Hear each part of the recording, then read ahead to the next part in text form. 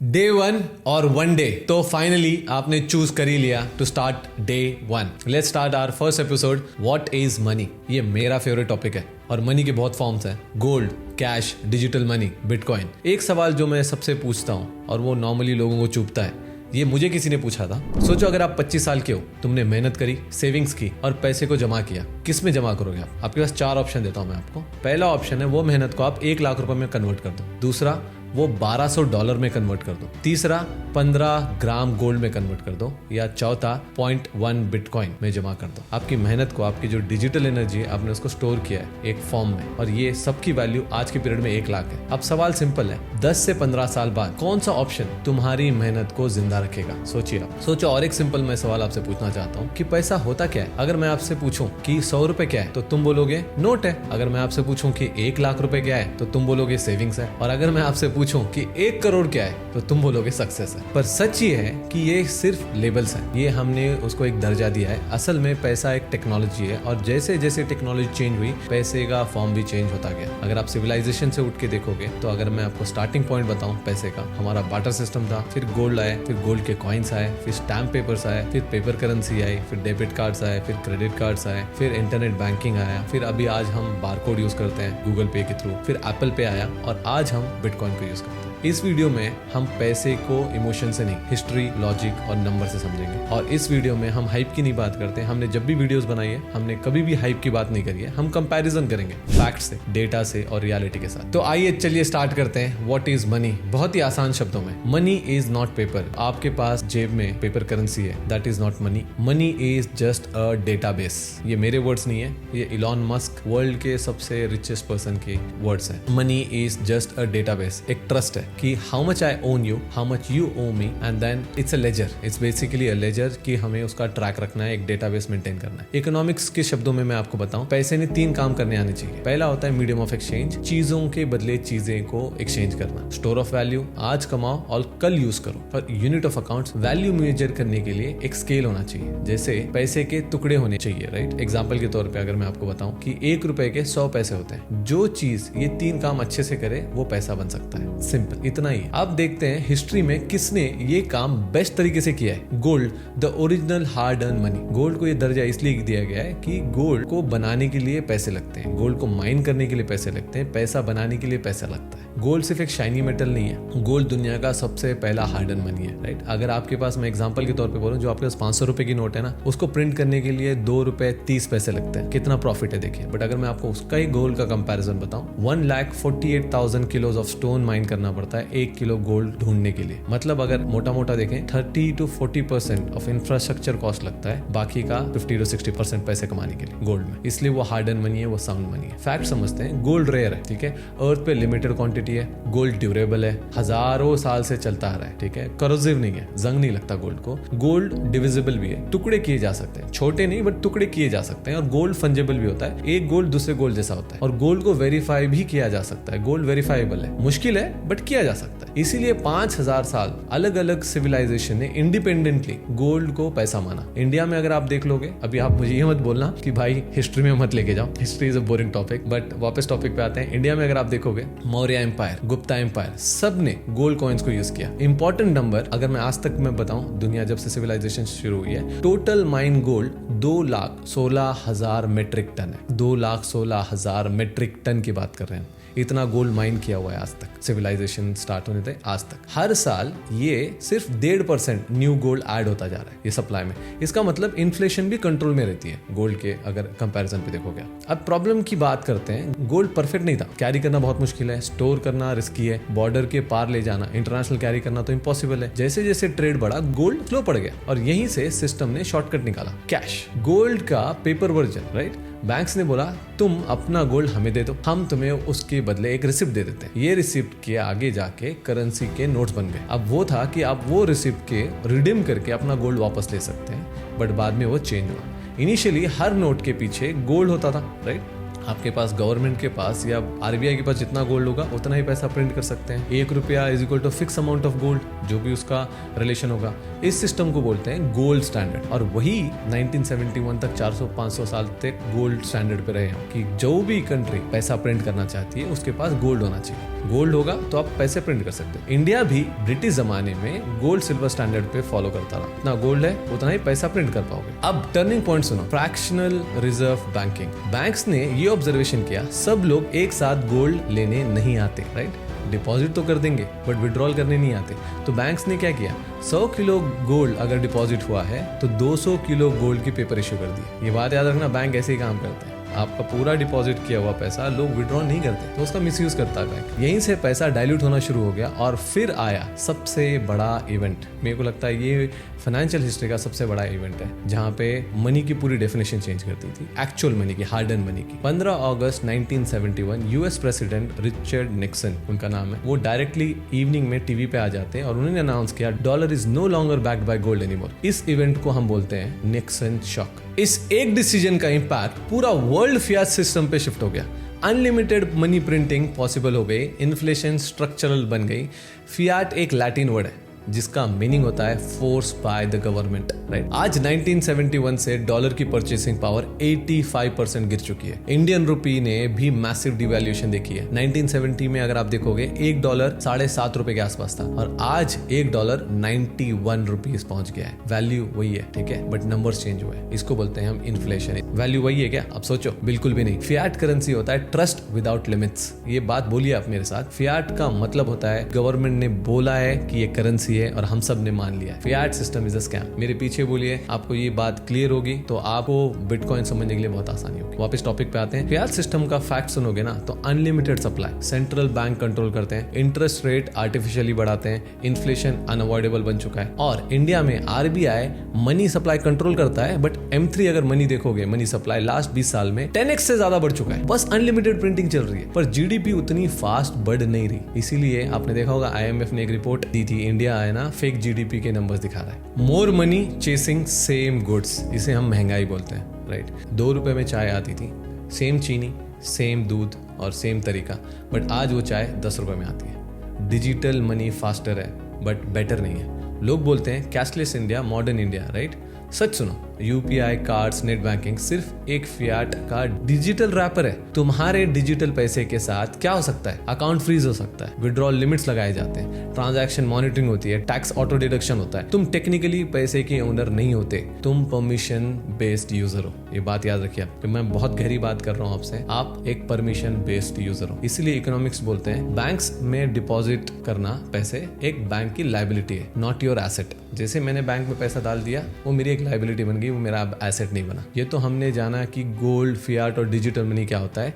आइए एक बार फिर जरा डेप्थ में चर्चा करते हैं पैसे के बारे में, लेकिन इस बार टाइम के नजरिए से आपके पास क्या वैल्यू बचेगी। पैसे का असली टेस्ट टाइम है, ये बात याद रखिए। इसलिए हम स्टोर ऑफ वैल्यू की बात कर रहे हैं। पैसे का असली काम होता है टाइम के साथ वैल्यू को प्रिजर्व करना। इस टेस्ट पे हम चारों को खड़ा करते हैं। इंडियन रुपीस फैमिलियर है बट वीक है। रुपी हमारे डे टू डे लाइफ का एक हिस्सा बन चुका है। हमारा रोज लेन देन हम उसी से करते हैं, सैलरी आती है, EMI हम उसी से पे करते हैं, चाय, सब कुछ। पर अगर डेटा देखोगे ना, रुपीज़ और वर्सेस टाइम का फैक्ट्स अगर मैं आपको बात बताऊं, 1990 में $1 वॉज इक्वल टू 18 रुपीज़ और आज 2025 में वो 91 रुपीज़ हो चुका है। रुपी ने 90% प्लस इंटरनेशनल वैल्यू खो दी है। इंडिया में एवरेज इन्फ्लेशन लॉन्ग टर्म 6% है। रूल समझो, अगर इन्फ्लेशन 6% है तो 12 साल में तुम्हारा पैसा आधा हो जाता है, लिटरली आधा। आज का 1 लाख रुपए कल का 1 लाख रुपए नहीं है। अगर आज आप 1 करोड़ रुपए वैल्यू कहीं डिपॉजिट कर देते हो बैंक में, वो 50 साल बाद उसकी वैल्यू आप सोचिए कितनी होगी, सिर्फ 5 लाख रुपए। रुपी का सबसे बड़ा रिस्क क्या है पता है? Unlimited supply. आरबीआई प्रिंट करता है, गवर्नमेंट पॉलिसी डिपेंडेंट है, ठीक है, पॉलिटिकली और इकोनॉमिक प्रेशर अलग से है, राइट? अब रुपी स्टेबल लगता है क्योंकि हम उसे यूज करते हैं। इसको समझने का टाइम ही नहीं है हमारे पास। एजुकेशन जीरो है। अगर ग्लोबली देखोगे ना, रुपी सुपर वीक है, ठीक है। हमें स्कूल्स में नहीं बताया गया, हमारे एजुकेशन सिस्टम का पार्ट नहीं है, इसलिए हमें प्रॉब्लम आती है कि हमें पैसा नहीं समझ आता। अब आते हैं दुनिया का सबसे बड़े बॉस के बारे में बात करने की, जो है dollar, US dollar. US dollar strong है बट कंट्रोल्ड है, ये बात याद रखिए। डॉलर पावरफुल क्यों है? 60% वर्ल्ड का ग्लोबल रिजर्व डॉलर में। पर सच सुनो, डॉलर प्रिंटिंग रियलिटी 2020 के बाद यूएस ने अपनी हिस्ट्री का 40%, मतलब अभी तक जितना किया था उसका 40% डॉलर सप्लाई प्रिंट किया। रिजल्ट, इन्फ्लेशन यूएस में हाई रिकॉर्ड पे। डॉलर की परचेसिंग पावर 1971 से अगर अभी तक देखोगे 85% गिर चुकी है अकॉर्डिंग टू द डेटा। 1971 में $1 में जो मिलता था आज उसके लिए $7 पे करने पड़ते हैं अपने को। डॉलर स्ट्रांग है कंपैरेटिवली पर इम्यून नहीं। डॉलर का सबसे बड़ा रिस्क क्या है? Centralise control. फेडरल रिजर्व उसे कंट्रोल करता है। अब जियोपॉलिटिकल वेपन है, सैंक्शंस लगाना, पॉलिटिकल डेट साइकिल है, डॉलर पैसा है पर न्यूट्रल है, ये बात याद रखिए आप। अगर गोल्ड की बात करेंगे हम तो गोल्ड गॉड्स मनी है। अब आते हैं जरा थोड़ा गोल्ड पे डिस्कस करेंगे। गोल्ड का हिस्ट्री निकालते हैं। अगर देखोगे तो गोल्ड 5000 साल से हमारे एग्जिस्टेंस में है, ठीक है। हर एम्पायर गिरा, गोल्ड बचा, हर करेंसी फेल हुई, गोल्ड रही। इंडिया का भी रिश्ता गोल्ड से बड़ा इमोशनल है। गोल्ड को गॉड्स मनी बोलते हैं। हर लड़की को इंडिया में गोल्ड चाहिए, हर घर में गोल्ड है। वो कोई ना कोई उसकी मम्मी पहन रही है या दीदी पहन रही है या कोई ना कोई उसकी दोस्त पहन रही है, सबको बस गोल्ड चाहिए, सब जगह गोल्ड है। अब गोल्ड का डेटा अगर आप सुनोगे तो total mine gold 2,16,000 metric ton है। एनुअल सप्लाई 1 से 2% है। इन्फ्लेशन के साथ लॉन्ग टर्म प्रोटेक्शन है, मैं मानता हूं। बट अगर 1970 में गोल्ड $35 पर आउंस था। एक आउंस कितना होता है? 28.4 ग्राम। आज गोल्ड 4,600 पर आउंस चल रहा है। हाई, रिकॉर्ड हाई पे। गोल्ड ने रुपये को भी बीट किया, डॉलर को भी लॉन्ग टर्म में बीट किया। पर प्रॉब्लम क्या है गोल्ड की? कैरी करना मुश्किल है, वेरीफाई करना मुश्किल है। हाँ, कॉन्फिस्केशन हिस्ट्री निकाल के देख लो 1933 की, जो यूएस में एग्जाम्पल है, आप उसके बारे में जाके पढ़ सकते हैं। यूएस गवर्नमेंट ने फोर्स किया था वहाँ के सिटीजन्स को कि गोल्ड आप हमें गवर्नमेंट को आके डिपॉजिट करें वरना हम आप जेल में डाल देंगे। वापस आते हैं टॉपिक पे। डिजिटली मूव करना गोल्ड को बहुत इंपॉसिबल है क्योंकि वो एक पत्थर है और गोल्ड स्लो है। ट्रेड करना भी इंटरनेशनली बहुत मुश्किल है। आपको कैरी करेंगे तो अगर आप एक कंट्री टू कंट्री भी अगर एक दूसरे से ट्रेड कर रहे हैं तो उसको शिप से गोल्ड भेजना पड़ेगा, तो स्लो है, राइट। तो आइडियल मनी कैसे होना चाहिए, आपको क्या लगता है? अगर वीडियो समझ आ रही है ना तो लाइक करते रहिएगा, ठीक है। हिस्ट्री से एक कंक्लूजन निकलता है, आइडियल मनी होना चाहिए जो स्केर्स हो, लिमिटेड हो, डिसेंट्रलाइज हो, सिंगल अथॉरिटी उसको कंट्रोल ना कर पाए, पोर्टेबल हो, सेंसर रेजिस्टेंस हो, प्रिडिक्टेबल मॉनेटरी पॉलिसी फॉलो करता हो। Gold has scarcity, Fiat had portability, but दोनों में एक चीज मिसिंग थी, वो थी डिजिटल ओनरशिप एंड डिसेंट्रलाइजेशन। तो आइए अब डिस्कस करते हैं जिसे आपको सुन के ही डर लगेगा, थोड़ी सी परेशानी भी होगी और सबसे मिसअंडरस्टूड टॉपिक है, राइट। सबसे कंट्रोवर्शियल टॉपिक है बिटकॉइन के बारे में। बिटकॉइन नया है पर डेंजरस है, सिस्टम के लिए, आपके लिए नहीं। बिटकॉइन कोई एक्सीडेंट नहीं है, ये कई साल की मॉनेटरी रिसर्च का रिजल्ट है जो कि क्रिप्टोग्राफी पे करी गई थी। डिजिटल करेंसी कैसे बनाए। बिटकॉइन 2009 में लॉन्च हुआ। क्रिएटर का नाम था सतोशी नाकामोटो। कोई कंपनी नहीं थी, कोई गवर्नमेंट नहीं था, कोई इसको ओन नहीं करता था। बिटकॉइन के हार्ड फैक्ट सुनो। Total supply 21 million fixed. आज तक बिटकॉइन 20 मिलियन माइन हो चुके हैं। न्यू सप्लाई जो है वो हर 4 साल में हाफ होती रहती है। मतलब जो सप्लाई है ना, ऐसा नहीं होता कि हम जितना भी गोल्ड को जाके माइन करते हैं प्रोबेबिलिटी गोल्ड को मिलने की ज्यादा हो जाती है। बट बिटकॉइन में अगर आज देखोगे आप, हर 10 मिनट में 3.125 बिटकॉइन ही माइन होंगे। डजंट मैटर कितने लोग माइन कर रहे हैं या एक आदमी माइन कर रहा है, इतना ही होगा। तो जो सप्लाई है ना वो हमेशा फिक्स है और ये सप्लाई हर 4 साल में आधी होती जाती है। लास्ट BTC 2140 में माइन होगा, मतलब 115 साल बाद। अभी तक 20 मिलियन माइन हो चुके हैं, हार्ड कैप 21 मिलियन है, तो 1 मिलियन स्टेप बाय स्टेप 115 साल में माइन होगा। लास्ट BTC 2140 में माइन होगा। वही गोल्ड का सप्लाई अननोन है, बिटकॉइन का सप्लाई मैथमेटिकली प्रूवन है। एक मैथमेटिकल लॉ है कि मैथमेटिक्स के हिसाब से डिसाइड किया गया है कि इसी टाइम में हर 10 मिनट में इतने माइन होंगे तो इतने ही माइन होंगे। डजंट मैटर हम कितने लोग माइन करना चाह रहे हैं बिटकॉइन को। इसलिए लोग कहते हैं bitcoin is a digital gold with a hard cap. Hard cap मतलब फिक्स कैप है। अब मैं बिटकॉइन को टाइम से कंपेयर करना चाहता हूँ, बिटकॉइन वर्सेस टाइम, ठीक है। अब रियलिटी सुनो, अब इसको परफॉर्मेंस को लेके। बिटकॉइन के प्राइस को इग्नोर करो, कंसेप्ट समझो। कंसेप्ट समझना बहुत इंपॉर्टेंट है क्योंकि price depends on demand and supply. Investor game है ये। बट जो टेक्नोलॉजी है वो 1 बिटकॉइन की 100,000 पे भी सेम थी। जब बिटकॉइन $1 पे था तब भी टेक्नोलॉजी सेम थी। ये बहुत इंपॉर्टेंट है। ये बिटकॉइन का मेरे को लगता है सबसे फंडामेंटल ट्रूथ है। 1 BTC will always be 1 BTC। अब कंसेप्ट समझो, बिटकॉइन ने 15 साल में हर मेजर करेंसी को बीट किया है। इन्फ्लेशन से ज्यादा फास्ट ग्रो किया है। बॉर्डर्स, बैंक, पॉलिटिक्स से ऊपर रहा है हमेशा। मैं मानता हूँ बिटकॉइन वोलेटाइल है, पर वोलेटाइल का मतलब है short term risk. Long term में सिग्नल का अडॉप्शन देखो आप। आज से 15-20 साल बाद आपको क्या लगता है क्या अडॉप्शन होगा? तो शॉर्ट में हमेशा हर वीडियो में बोलता हूँ, whenever in doubt zoom out. Bitcoin को 1 महीना, 1 वीक या 1 साल के चार्ट में मत देखो। बिटकॉइन को 5 साल के चार्ट में देखो। वही मैं एआई की बात करूं, एआई को भी आप छोटे टर्म में मत देखो। अब अगले 15-20 साल में एआई और रोबोटिक्स कैसे करेंगे, वही बिटकॉइन करके दिखाएगा। मैं मानता हूं कि गोल्ड स्टेबल है क्योंकि सब लोग गोल्ड को मान चुके हैं। बिटकॉइन वोलेटाइल है, अभी तक अडॉप्शन फेज में ही है। गोल्ड अडॉप्ट हो चुका है और बिटकॉइन अडॉप्शन फेज में ऑलरेडी अब आ रहा है, अभी तो स्टार्ट हुआ है। It's very early. अभी भी लोग बोलते हैं कि यार 1 BTC is now $100,000, almost 90 lakh रुपए के आसपास है। क्या अभी बिटकॉइन में एंटर करना सही है? मैं बोलता हूँ अभी आप अर्ली हो, आप 1995 या 2000 इंटरनेट के एरा में हो, वही बिटकॉइन कह रहा है। अब मैं बताता हूँ बिटकॉइन अलग कैसे है। बिटकॉइन एक डिजिटल है, मतलब फास्ट है, ठीक है, गोल्ड की तरह स्लो नहीं है। स्केर्स है, गोल्ड जैसा, स्केर्स के साथ हार्ड कैप है। डिसेंट्रलाइज है, एक सिंगल अथॉरिटी, एक सिंगल एंटिटी या गवर्नमेंट या सीईओ कोई कंट्रोल नहीं करता, हर लोग कंट्रोल करते हैं। इसी को बोलते हैं डिसेंट्रलाइज। परमिशनलेस है, किसी को पूछने की जरूरत नहीं है आपको, ना रिसीव करते टाइम ना किसी को भेजते टाइम। ट्रांसफर या रिसीव करने के लिए इसीलिए लोग कहते हैं bitcoin is a digital gold, right? पर सच ये है कि बिटकॉइन गोल्ड से ज्यादा स्ट्रिक्ट है। Gold is proportional to 2 things, capital and manpower. ज्यादा पैसा लगाओ माइनिंग में और ज्यादा लोग उसको माइन करने लग जाएं तो गोल्ड के मिलने के चांसेस बढ़ जाते हैं। अभी आपने अर्थ एआई का सुना होगा, फ्यूचर में एआई और रोबोटिक्स जाके गोल्ड को माइन करेंगे तो ज्यादा से ज्यादा गोल्ड जब ढूंढने लगेंगे तो गोल्ड के मिलने के चांसेस बढ़ जाते हैं। सप्लाई बढ़ेगी तो डिमांड घटेगी और डिमांड घटेगी तो प्राइस गिरेगा। तो फ्यूचर प्रूफ नहीं है गोल्ड, और बिटकॉइन का सप्लाई गारंटीड है, फिक्स, राइट? तो वहां पे एआई कर लो या रोबोटिक्स को लेके आ जाओ या अर्थ एआई आ जाओ, 3.125 BTC माइन होंगे अगले 10 मिनट में, मतलब उतने ही होंगे, वो चेंज नहीं हो सकता। तो हमेशा याद रखना बिटकॉइन में कोड इज लॉ, एक बार रिटर्न है तो उसको कोई चेंज नहीं किया जा सकता। अब हम बात करते हैं इंडिया की, क्योंकि हम इंडिया में रहते हैं। इंडिया में बिटकॉइन का रियलिटी चेक क्या है।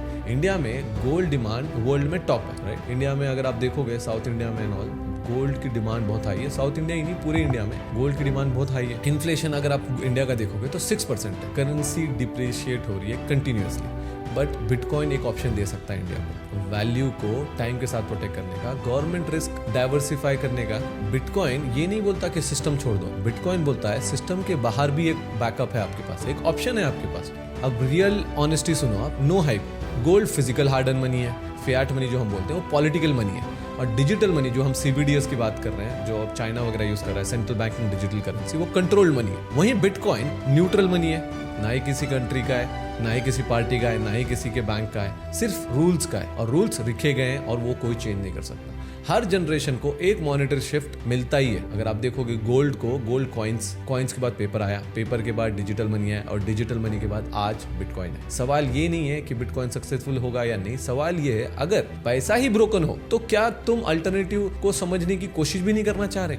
समझ रहे हो आप? एक ऑप्शन है आपके पास, उसको समझो तो सही, उसको टाइम तो दो। तो अगर आप वो करते हो उसके बाद आप अपना डिसीजन ले सकते हो। अगर मैं इसको एक्सटेंडेड वर्जन में बताऊं थोड़ा इमोशनल ट्रूथ के साथ, रुपी तुम्हारे पास है पर कंट्रोल RBI का है, डॉलर तुम यूज करते हो पर कंट्रोल USA का है, गोल्ड तुम ओन करते हो पर मूव मुश्किल से होता है। वहीं बिटकॉइन देख लो, तुम ओन भी कर सकते हो, तुम मूव भी कर सकते हो बिना परमिशन के। बिटकॉइन पैसा कम और फ्रीडम ज्यादा है, आप कुछ भी कर सकते हो बिटकॉइन के साथ। That is real money, hard earn money with freedom, that is decentralisation. अब थोड़ा लीगैलिटी की बात करते हैं। बहुत लोगों को डर है क्या बिटकॉइन इंडिया में लीगल भी है या नहीं है। मैं शॉर्ट आंसर देता हूँ, सिंपल, यस लीगल है। डिटेल सुनोगे, इंडिया में बिटकॉइन इलीगल कभी डिक्लेयर नहीं हुआ, ठीक है। सुप्रीम कोर्ट ने 2018 से लेकर 2020 तक बैंक को रिस्ट्रिक्शन लगाया हुआ था, और 4 मार्च 2020 में, मतलब आज से ऑलमोस्ट 5 साल पहले ही, वो जो रिस्ट्रिक्शन था बैंक्स को कि क्रिप्टो में डील करने का, वो हटा दिया। बैन कभी था ही नहीं, बैंक्स को रिस्ट्रिक्ट किया था सुप्रीम कोर्ट ने